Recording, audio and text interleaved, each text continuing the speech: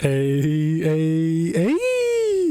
So with Xenoblade X DE right around the corner, I was in the mood to cover some cut and unused content for Xenoblade X, as I usually do, at least over on my second channel. So I found some pretty interesting stuff here, and I'm not going to go over everything because there's just way too much. So I just picked the most interesting parts that I thought would be nice for a video. So let's just get right into it. The first one we have here is actually some UI changes, and this is pretty different but very similar to the final version. Now here in this first screenshot, we can see starting off up top, we can see our 3 health bars as usual, but the enemy health bar is also up there with ours, just above ours, instead of up across the top the screen like it usually is. This makes it a bit harder to see like the level, the name, the debuffs, and the HP, and it's confusing because it's over there with our party members, so it's kind of acting like its own thing. At first I thought it was it's like a special health bar to show which character you're playing as currently, but you can see the level up there, so that's obviously the enemy. And then this like battle menu with the plus button on the gamepad that opens up here below that is usually on the right side, but here we see it's on the left. And the most notable part is actually the arts wheel down here. Instead of the circles, it's just a bunch of squares. And instead of them being grayed out for you not being in range, they're just X'd out. And it looks like the description at the bottom underneath is just a tad bit bigger than it is in the main game. Now we have some interesting tidbits about Elma. Before Monosoft settled on a design reminiscent of Cosmos, Elma's true form went through several design iterations. Most of these have a predominant color scheme of either blue or yellow. And right here we can see 2 proposed designs for her which heavily resemble Fiora and Maineth, both from Xenoblade 1, and you can really see the resemblance here. Something else that is interesting to note is that in the 2013 Nintendo Direct, where Xenoblade X was shown off before it released, Elma can be seen using a Gatling gun and a shield instead of her dual guns and dual swords that she used in the final game. So maybe Lyn and Elma had their classes swapped, and Elma was supposed to be the tank while Lyn was going to be the Full Metal Jaguar. I don't really know, but I'll show off the little gameplay here, which also this is the same trailer that the screenshots from earlier are from.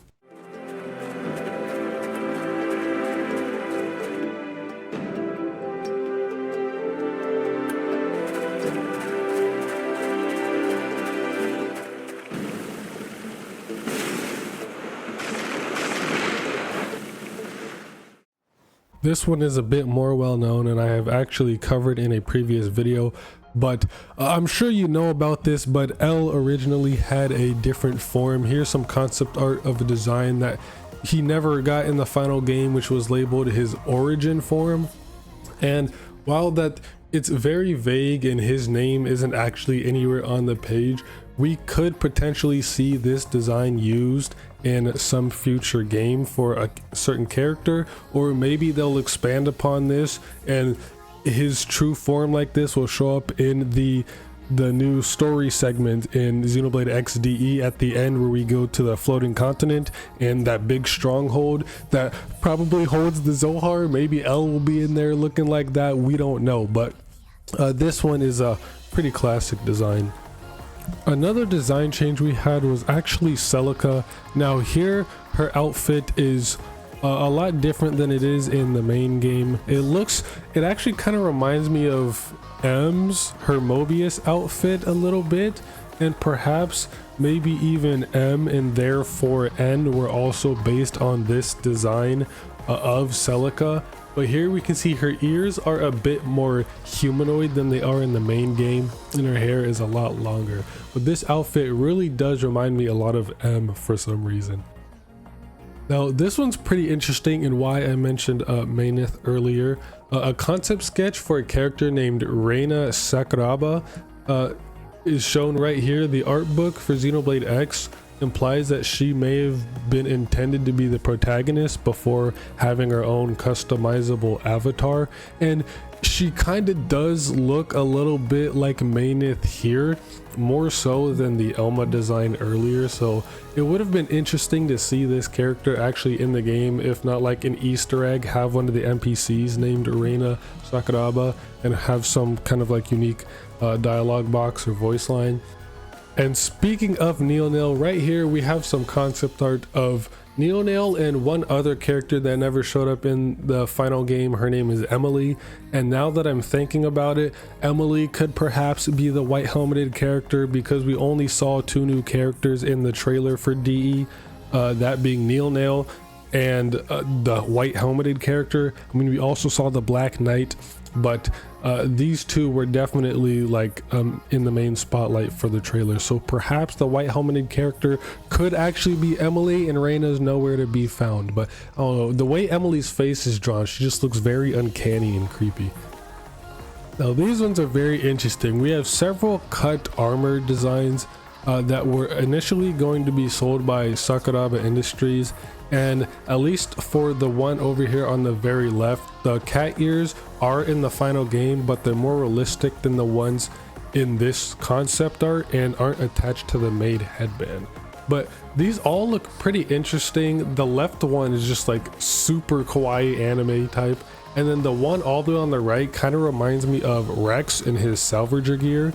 So perhaps Rex's salvager gear was somewhat based off of this outfit. I mean, it looks like salvaging gear, and they already had this design, so they might as well have used it for Rex. So that one's pretty nice. And then the second one, that purple one, really reminds me of something like a certain character, but I can't really quite figure out which character it is. But the third one, I love the color scheme. The pink and blue just go very well together. Also in that trailer from earlier, we can see Cross here is fighting against an enemy called Mira Sleipnir in Noctilum, and obviously this has never shown up anywhere in the game, or at least the name is never used anywhere in the game at all. So perhaps we could see it in DE. I know I keep saying that a lot, but it seems like DE is adding a lot of new content, or maybe even scrapped content like we saw with Neonail and the Black Knight. So perhaps they're starting to reuse a lot of the cut content, because now that they actually have the budget, time, and resources to actually do it. So I'm very excited to see how big Xenoblade X is going to be, how much new content they add, because this game was already super ambitious when it came out back in 2015. Like I say, to this day, Xenoblade X is still the most ambitious open world game I've ever seen. So just imagine all of them cut content that they couldn't include because of time restrictions or budget or whatever else. But now that they have all of those resources, just imagine how much more stuff we're going to get in X, and how much better this game is going to be than it already was. And here we get a look at NLA, which at the time it wasn't actually going to be NLA. During this point in development, the city was actually going to be based off of Tokyo instead of Los Angeles. I'm not really sure why they changed it, but NLA was also meant to drastically change visually over the course of the game, but of course they weren't able to achieve this due to budget concerns.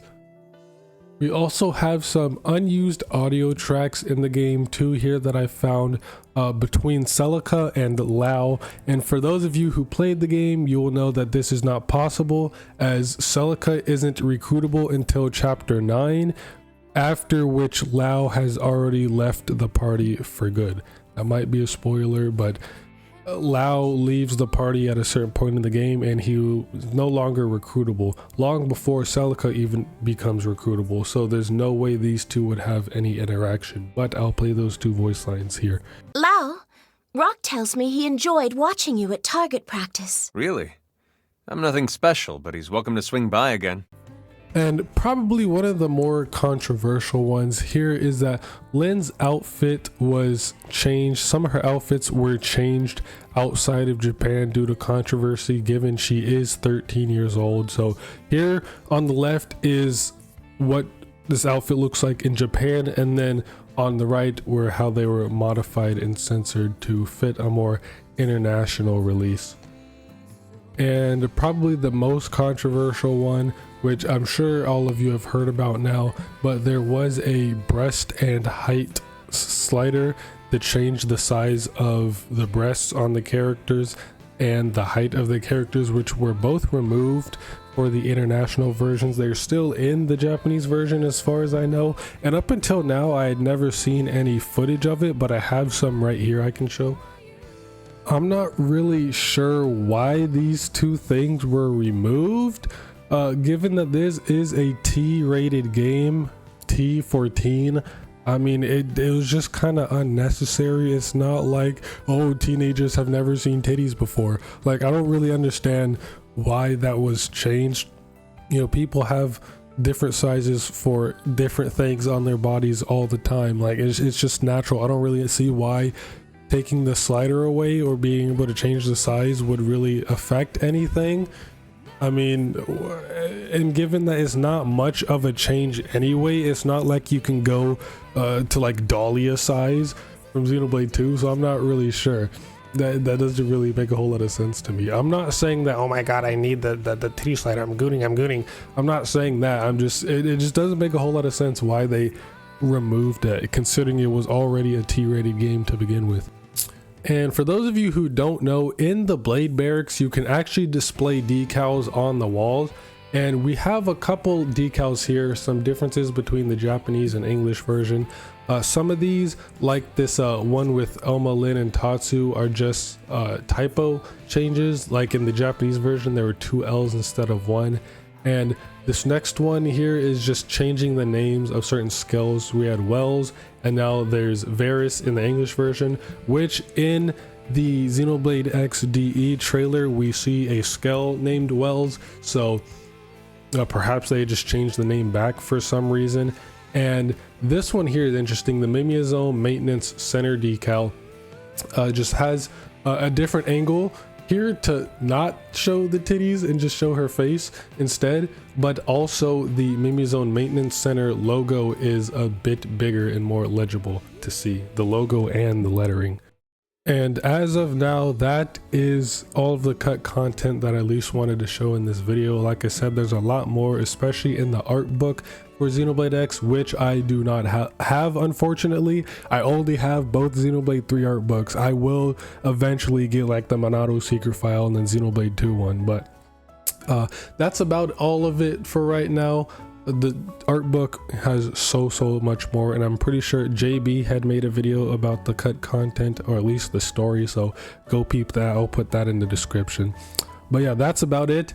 I kind of doing this kind of put me in the mood to cover all of the cut content for Xenosaga, so that might be next. I'll finally have content to make, but until then, that's about it. See you next mission and play some goddamn Xenoblade.